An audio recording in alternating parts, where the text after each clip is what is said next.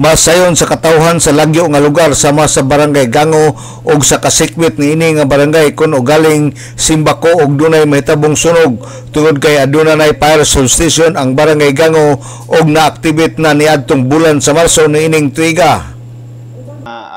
Activate na nato atong March, second week of March sa barangay Gango.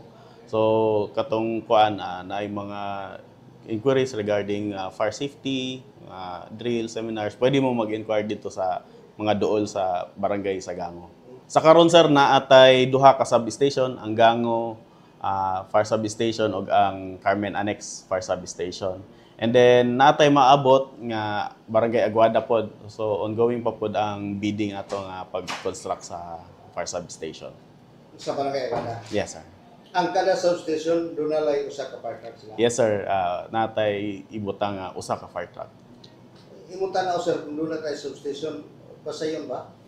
Yes sir, mas sayon sir kay labi na ma-distribute ato fire truck strategically o ma-lessen ato ang travel distance kay kung for example ang Gango o Tinago layo man jud kaayo. So maong na kuan na gi-propose nato nga mag-activate og substation dito sa Gango. Si City Fire Marshal Carmelito Junila sa Osamis City Fire Station. Sa pagkakaroon ang Osamis City Fire Station adunay duha ka fire substation, usa sa barangay Carmen Annex ug ang barangay Gango nga baguhay pa lang na-activate ang maong fire substation ug ang Osamis City adunay 5 ka operational nga fire truck.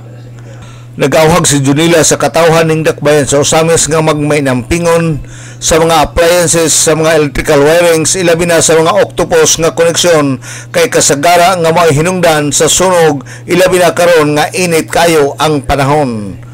Alang sa DXDD Radio Campana, Radio sa Simbahan, W45 Dodong Bargamento, Danag sa Dakbayan.